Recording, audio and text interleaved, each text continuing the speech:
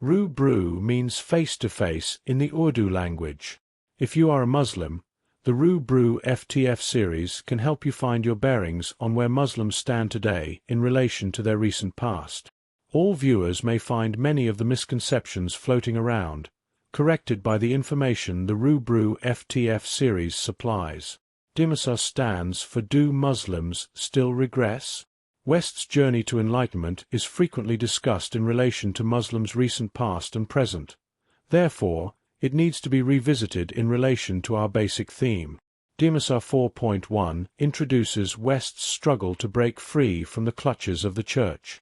The hold that the Church exercised on individual and community life in the West is unique to Christianity in the history of world religions. The Church in medieval Europe dominated all aspects of an individual's life, literally, from birth to death, and was thought to continue its hold over the person's soul in the afterlife. The Church was seen as the embodiment of God's will and presence on earth. Its teachings were not to be questioned, even when it was clear that many clergy members were prioritizing their own interests over those of their God. The interpretation of the Bible was believed to be beyond an individual's ability, so the clergy was considered a spiritual necessity. In the past, people were often expected to follow their parents' professions based on their social class. The Church taught that God had placed each person in specific circumstances, and trying to change this was seen as questioning God's plan. The Church used to determine the guilt or innocence of an accused person through a trial called an ordeal. In the water ordeal, the accused would be dropped into a basin used for baptisms. If the accused floated, they were considered guilty. If they sank, they were considered innocent. According to worldhistory.org, the procedure for this ordeal was codified as law during the reign of the English King Athelstan, 924 to 939. The ordeal of water was also carried out by streams and lakes on women accused of witchcraft. The iron ordeal required an accused to hold a hot poker. If the accused's hands did not burn or blister, it established innocence. There is no record of anyone being found innocent. The Church influenced life after death through its hold on purgatory, an afterlife realm between hell and heaven where human souls remain to pay for their sins. The Church sold writs known as indulgences. An indulgence ensured a shorter stay in purgatory for a price and constituted one source of enormous Church income. The Church's concept of sacerdotalism gave special powers to a priest by making him a necessary intermediary between a believer and God. The Church paid no taxes. It was fully supported by the citizens. The citizens supported the parish priest and the Church by paying a 10% tithe of their income. Tithes were paid for baptism ceremonies, confirmations, funerals, and Saints' Day and Holy Day festivals. The huge wealth of the Church inspired in the clergy what it does elsewhere, a desire for more wealth. The wealth brought power to the Church. An archbishop would threaten any citizen, including nobles, with excommunication.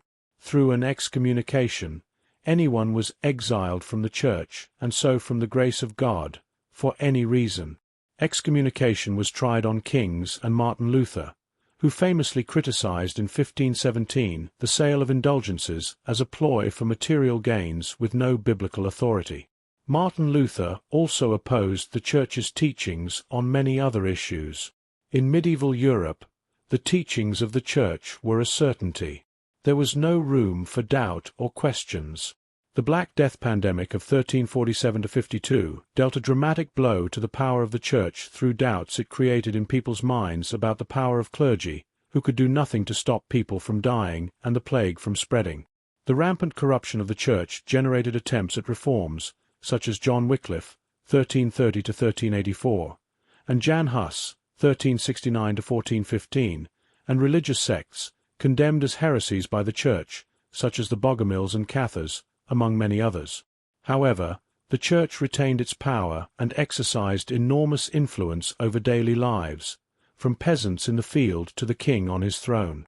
The Church repeatedly suppressed dissent and silenced reformers until the Protestant Reformation, 1517–1648, which successfully challenged the Church's authority like it never was. The Protestant Reformation began as another effort to reform the Church's abuse of authority and corruption. Martin Luther, 1483–1546, moved from concern to outrage over the abuses of the Church. The Protestant Reformation started in Wittenberg, Germany, on October 31, 1517, when Martin Luther published a document he called Disputation on the Power of Indulgences, or 95 Theses. The document presented 95 ideas about Christianity that Martin Luther invited people to debate with him. To make it accessible to the common person, Luther translated the Bible from Latin to German. Luther questioned the Church's role as an intermediary between people and God. He specifically objected to the indulgence system, which permitted the purchase of a certificate of pardon to punish their sins. Pope Leo X condemned Luther and excommunicated him in 1521, making Luther an outlaw. Luther's initiative became a strong movement that would break the power of the Church forever. The monopoly of the Church over belief and practice was broken. But it was not without cost. The protesters destroyed monasteries, cathedrals, and libraries. Church's role as a vital player in the state's affairs also received a setback in time. After the fall of the Roman Empire in the 5th century, no secular government existed in the West. The Catholic Church, with a significant hold on individuals' lives, did develop into a central power that filled in the vacuum. The Church started expanding in the 10th century, with secular kingdoms gaining power simultaneously. The struggle for the ultimate authority between the Church and state followed, inevitably. The struggle between secular and religious power came to a climax in the 14th century with the rise of nationalism. The papacy exhibited internal rifts, which damaged its prestige. The Reformation further diminished the Church's power. Strong rulers claimed a divine right to govern, which the Church, in its fractured condition, could not resist. For instance, Henry VIII, d. 1547, of England broke with Rome and assumed the headship of the Church of England. The state churches that flourished in 17th-century Europe also played a significant role in fostering new wellsprings of affection for national governments. The secular government gradually found a place in the democratic systems of the West, to which the Church had no answer. The trend has progressed to a level today where the Church, from having once total control over the government, has no control over Western governments. In summary, the Church had significant influence over the life and afterlife of individuals in medieval Europe, 4761–500. Worldly powers increased the clergy's interest in material gains. The rampant corruption in the Church created a reaction against its powers. The Protestant Reformation, initiated in 1517, ultimately damaged the Church's prestige. Rival powers of kingdoms curtailed the central role of the Church. The evolving democracies in the West dealt a conclusive blow to the role of the Church in state affairs. Presently, with territorial sovereignty over only 44 hectares, Vatican City is the only independent church state in today's world. It may be pointed out that Islam does not have a church or clergy with powers once exercised by the Christian church and clergy. So, the idea of doing to Islam what the West did to Christianity is based on a superficial comparison. West's struggle against the Church opened the doors to Renaissance and Enlightenment. It may be pointed out that the Renaissance began around the mid-14th century, and the Enlightenment was completed in the early 19th century, making the journey to Enlightenment last for about 350 years, involving a lot of bloodshed. If you like this video, please share it and hit the subscribe button so that the next videos can reach you easily.